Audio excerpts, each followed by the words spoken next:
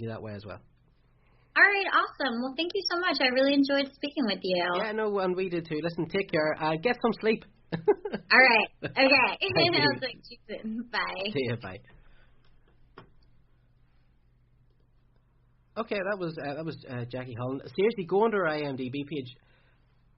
So many things in post-production and pre-production and filming. I know it's quite literally unbelievable the amount of stuff that's in pre-production, post-production here. Yeah, it's mental. It's incredible. Mental. Wow. Okay, right. What will we do? We're coming up to the end of the show. Are we tweeting?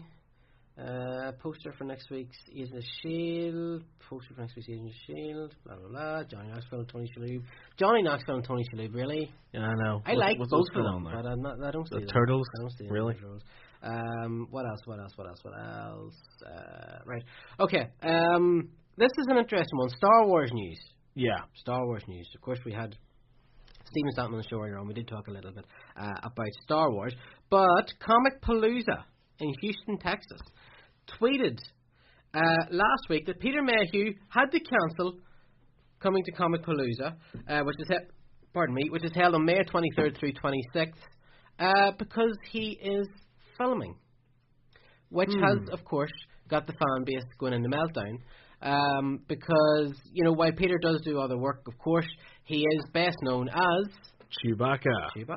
So obviously a lot of people are wondering, does this mean that Chewie is going to be coming back for Episode 7? Well, I think Chewie will be back for Episode 7. I'm not sure Peter Mayhew's the guy to play him. Yeah. Because obviously we're at Celebration Europe, and, you know, he's a great guy, but he's very frail on it these days. I mean, you know, he's an older gentleman. Like, he has a lightsaber shaped walking stick, which is amazing, but you know, he's not too stable on his feet as much as he used to be. I don't think he's going to be in the suit. Maybe he would do some voiceover or something like that. Record himself on. Yeah. Although I'm pretty sure that's not actually him that does it. But you know, I like to live in this little fantasy land where I believe that's actually him doing the voice. Yeah, I mean, I actually approached Peter while we were at Celebration, and I asked him did he want to do an interview, and he was very, very polite. He was really, really lovely, and he just said, look, I'd rather not, which was lovely. Yeah. And I shook his hand, I talked to him for a couple minutes, and he's so nice. He's so nice. What you imagine Peter Mayhew to be, that's what he's exactly like. What Peter Mayhew is. He's so cool humble, guy. He's so approachable, he's so nice. But unless they're going to do Chewie as an older character, I mean, obviously, you know, but I mean, as a character who is frailer and... I don't think they will, because Wookiees are old as it is. Yeah, because they live like 400 or 500 years old, don't they, in Star Wars mythos? So, 30 years is nothing to them. Yeah, which incidentally is what really annoyed me about Yoda in Episode 1 and Yoda in Empire Strikes Back, because he's 900 years old, so those 30-odd years shouldn't really, or 20 years shouldn't make a difference. Anyway, I can't see this. No, I don't. I really don't think he's back. Maybe he's back to record, you know, some making of Celebration documentary or something like that. But surely not. Surely he can't be Chewie again. Interesting to see what way that turns out. But of course, you know, it's sort of if Billy Dee's back, if Harrison Ford's back, you know, if Carrie Fisher, Mark Hamill, Anthony Daniel, if they're all back, it would only be right to have Peter Mayhew at least credited somewhere. Yeah, as Chewie. Okay, right. Interesting news as well. Dominic Monaghan, who was Charlie in Lost. He was, yes. And he was one of the wee hairy buggers in Lord of the Ring. Has been talking about J.J. Abrams, because the two of them are good friends, because they, as we said, they work together on Lost. And they've been talking about Star Wars. Yay. Well, let's be honest. If you know J.J. Abrams and you're talking to J.J. Abrams, you're going to talk about Star Wars. Of course you are, yeah. It's the elephant in the room. And he did an interview with Monaghan. Did an interview with the Dweebcast, and the actor was asked if he would like to be in Star Wars. To which he replied, "Yeah, you know, I would take any role in those movies." Fair enough.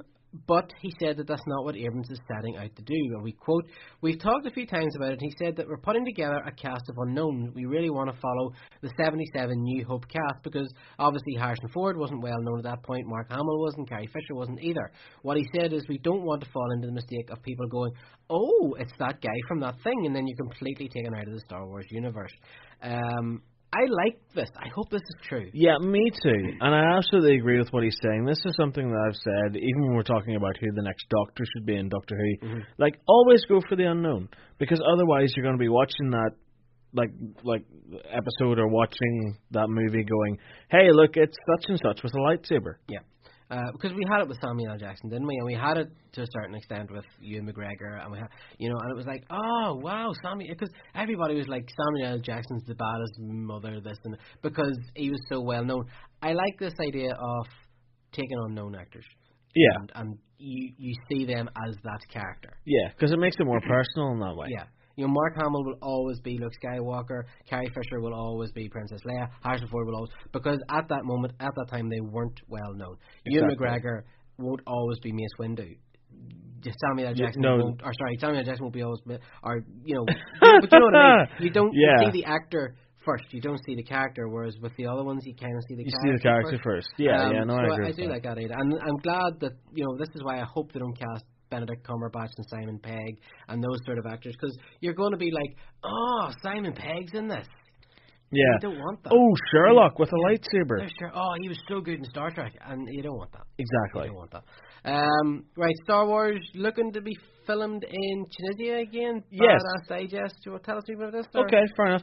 Badass Digest reports that several sources are citing May 14th as the official start date for filming on Star Wars Episode 7, which would make sense according to the official statement from Lucasfilm. They go on to say that production will begin with 2 weeks on location in Morocco, plus a possible trip to Tunisia as well. The latter was the original setting used as a stand-in for Tatooine, home planet of both Anakin and Luke Skywalker, and some of the sets that were built still remain as weathered monuments to the film. Have you seen these pictures? They're on the website now at www.followingthenerd.com. Some of them still looking pretty darn good, Nick. They do, actually, yeah. Didn't they rebuild those for the prequels? Isn't that like that? Yeah, they did. Yeah. But there are some, like the actual pit and stuff that was dug out there. There's some remains of it still there as well. So BD suggests that Abrams could potentially use some of the remaining dilapidated sets as a tribute to the original trilogy, as well as an easy way of creating a Tatooine that looks like it's been through some harder times than usual, though this is simply speculation. I say go for it. I literally can't picture any Star Wars trilogy without Tatooine in it. Yeah. Episode 4, obviously, it begins with that iconic scene with Luke looking up at the twin suns. Mm-hmm. Episode 1, we're in Tatooine for one of the most exhilarating scenes in the prequel trilogy, which of course was the pod racing. So I definitely think a return to Tatooine, especially for Episode 7, to cement this new sequel trilogy as part of the Star Wars ongoing saga. I think a return to Tatooine has to happen. Surely. It does make sense. And, it doesn't just have to be like the large homestead. You have the cantinas, you have, I would imagine... Mos Eisley. Yeah. And it would make sense as well that if Mark Hamill is back as Luke Skywalker at his home planet, so you may see him, he could be the hermit character. He could be the Ben Kenobi. Which I think, because Mark Hamill has said that way back in the day when they were filming New Hope, that George Lucas did say to him that his plan was that in 20 years or 30 years to come back and have him as the older hermit character, to have Mark Hamill as the Jedi in hiding kind of thing. Yeah. And I think that maybe that's what we're going to see here. Yeah, I definitely agree. Okay. Right. Stephen Amell. Are you a friend with Stephen Amell on Facebook? Am I? I think I might be. You need to. He's mental on Facebook. And of course, he's known because he plays Oliver in Arrow, right? Which is, let's be honest, if you're a comic book fan, it's pretty much the dog's, on right now. Neat. Neat. Yeah. And I mean, Agents of S.H.I.E.L.D. is getting there. Mm-hmm. It really is. But surely getting there. But Arrow is still the daddy of it all. Oh, by the way, just, to take what little money you have left off of you, a double pack of Arrow and Deathstroke is now available. No way. 6-inch figures. No way. Right. The detail on them was incredible too. Okay, with the DC TV universe growing and growing and the movie universe slowly coming into focus, a question has been raised. Should the actors who play Justice League characters in the shows appear in the inevitable Justice League movie? The question is justified as 2 shows that will be on, hopefully when the Justice League movie starts, will be filming in the upcoming Flash. Both Oliver Queen and Barry Allen have been part of the Justice League at various points in the DC continuity. So it's not too far of a stretch to have them in both, have both characters in both TV series and the movie. However, concern comes in with the ages of the actors and whether TV and movie wars should cross over. No one is entirely sure that Batman exists in the Arrow universe, and who knows if we meet Flash. As for the ages, while Oliver Queen actor Stephen Amell is 32, Grant Gustin, who plays Barry Allen, is only 23. Most importantly, though, would the TV actors want to be in the movie? Well, Stephen Amell can be checked in the yes column. At a panel at Emerald City Con, he said, "I am completely overly competitive, and the thought of somebody else playing Oliver Queen makes me want to smash that head through that table." Brilliant. So if he was asked, I would definitely be open for it, and I appreciate the support. So there you go, one down. It's unknown what will happen with Justice League, mainly because Batman vs Superman will play a key part in deciding where they go. The time will tell, I suppose. Do you think Arrow and Flash actors should cross over? Stephen, Saxon, what do you think? No.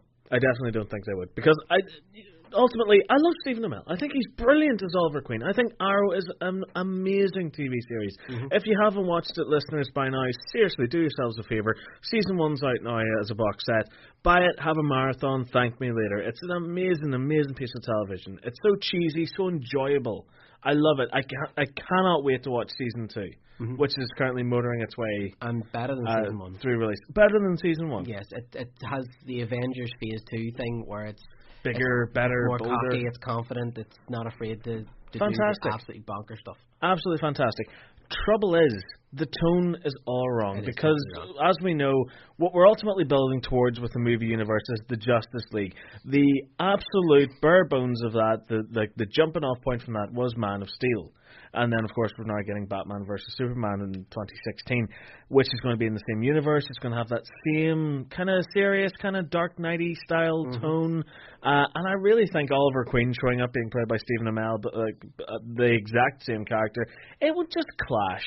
It wouldn't work. I really don't think it would. Yeah, because for as crazy as it sounds, Man of Steel had a realistic feel to it. It was grounded. It was very set real world. And and even though Arrow is simply about a guy who's really good with a bow and puts a hood on and goes out at night, it's completely bonkers. It's not. It's not even remotely real world. Yeah.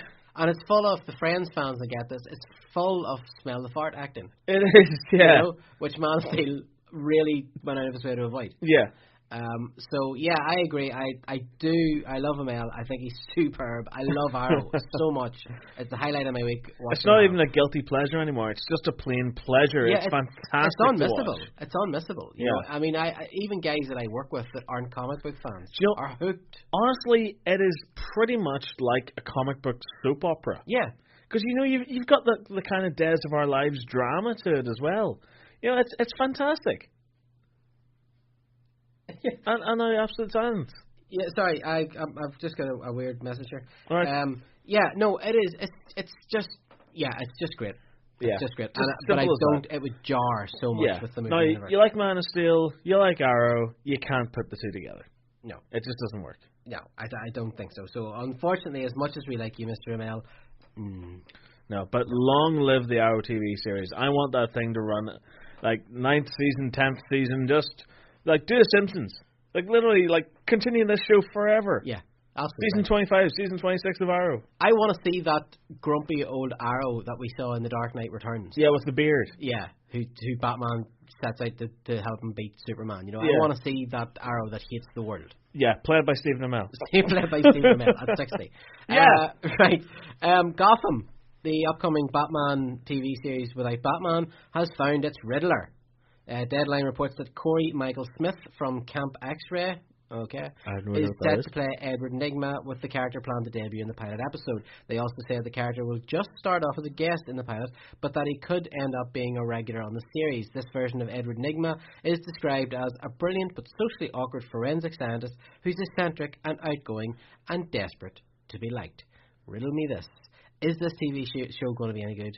I don't know. I'm so don't know what to make of this. I really, really don't. And look, we've got a young Bruce Wayne with a young Catwoman. Like, where's this gonna go? I don't know. I don't know. Because I've so long wanted a Batman TV show like this, and we're not getting Batman. No, we're not. They finally gave us Gotham. And no Batman. Yeah. Do you know what it feels like to me?